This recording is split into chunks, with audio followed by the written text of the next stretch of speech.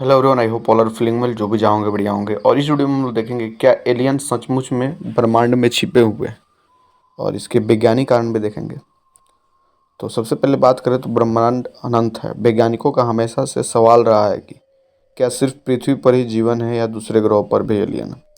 वैज्ञानिक इस ब्रह्मांड में एलियन को खोजने में लगे हुए हैं। अंतरिक्ष एजेंसियों की ओर से सिग्नल भेजे जा रहे हैं और इसमें अंतरिक्ष में वैज्ञानिक एलियन भी खोज रहे हैं। वैज्ञानिकों का सवाल है क्या दूसरे ग्रहों पर भी जीवन है। तो इन सारी चीज़ों के बारे में देखेंगे। कोई निश्चित कारण या प्रमाण इसमें मिला नहीं है। इसकी चर्चा भले ही होती है लेकिन इसके बारे में कुछ भी विश्वसनीय नहीं है। भौतिक विज्ञानी नारी को फर्मी को एक अजीब लगा। उन्होंने 1950 के दशक में एक फार्मूला पेश किया जिसे अब द फर्मी पैराडॉक्स कहा जाता है। यह अब भी पराग्रही जीवन की खोज और अंतरिक्ष में सिग्नल को संदेश भेजने के लिए महत्वपूर्ण है। पृथ्वी लगभग 4.5 अरब वर्ष पुरानी है और जीवन कम से कम 3.5 अरब वर्ष पुराना है। ब्रह्मांड को देखते हुए जीवन के अनुकूल परिस्थितियों कई बार घटित होने की संभावना है। तो कई और कहाँ है। यह मुद्दा नेटफ्लिक्स के 3 बॉडी प्रॉब्लम के पहले एपिसोड के एक किरदार को उलझाता है। वेंजी नामक इस किरदार को एक रेडियो वेधशाला में काम करते हुए एक एलियन से संदेश मिलता है। संदेश प्रेषक खुद को सात्यवादी बताते हुए जवाब न देने का आग्रह करता है और ऐसा न होने पर पृथ्वी पर हमले की चेतावनी भी देता है। या तो आगे की कहानी जानने के लिए श्रृंखला के दूसरे जीवन का इंतजार देखना पड़ता है या इसमें सीरीज को देखना पड़ता है।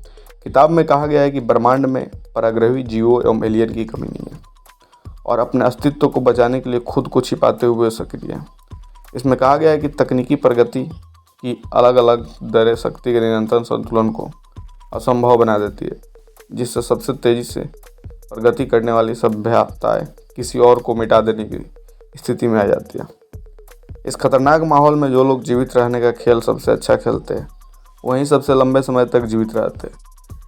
यह खेल हमारे आने से पहले से चल रहा था और जो रणनीति सभी ने सीखी है वही है छिपना। खेल को जानने वाला कोई भी व्यक्ति इतना मूर्ख नहीं होगा किसी के संपर्क करे संदेश को जाने।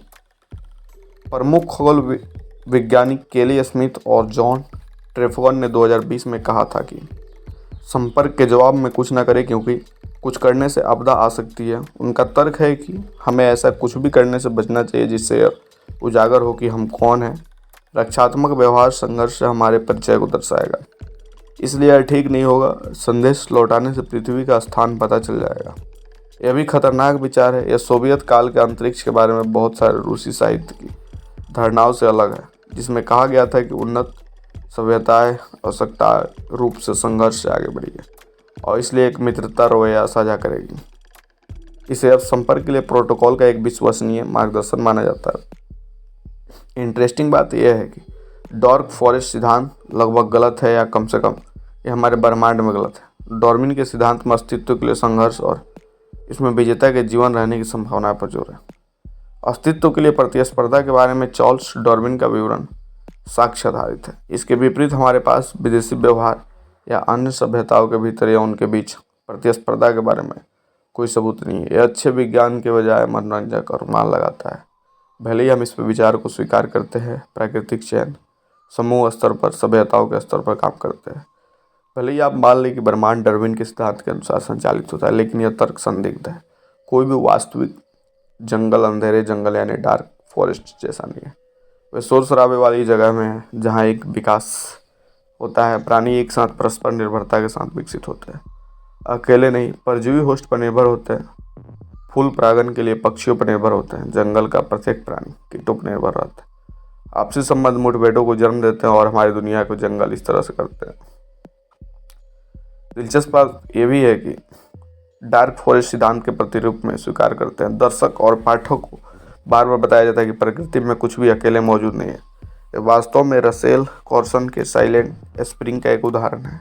यह पाठ जो हमें बताता है कि कीट हमारे दोस्त हो सकते हैं, दुश्मन नहीं। ल्यू की कहानी में इसका उपयोग समझाने के लिए किया जाता है कि क्या कुछ इंसान तुरंत एलियंस के पक्ष में चल जाते हैं और सभी जोखिमों के बावजूद संकल्प बनाने की इच्छा इतनी मौजूदगी हो। यही वजह है कि वेंजी अंततः विदेशी चेतावनी का जवाब देती है। कॉर्सन के संकेत पुराने रूसी विचार की पुष्टि नहीं करते। एलियंस उन्नत होते हैं इसके लिए मित्रतापूर्ण होंगे, लेकिन वे डार्क फॉरेस्ट सिद्धांत की तुलना में अधिक विविधतापूर्ण और यथार्थवादी तस्वीर बनाने में मदद करते हैं। इस कारण से फॉर्मी पैराडॉक्स का डार्क फॉरेस्ट समाधान समझ से परे है। तथ्य है कि हमारा किसी को सुन पाना या संकेत दे सकना बहुत दूर है। हम सभी गलत तरीकों से सुन रहे हैं या फिर कोई जंगल नहीं है, सुनने के लिए कुछ भी नहीं है। तो ये थी छोटी सी information, is aliens still alive on the earth. आपको कैसे लगी कमेंट करके बताएंगे। एक्चुअली थोड़ी सी वॉइस में अभी दिक्कत आ रही होगी, थोड़ा सा माइक प्रॉब्लम है। और जल्दी मिलता है ऐसा ही कोई नए वीडियो में, तब तक के लिए बाय बाय।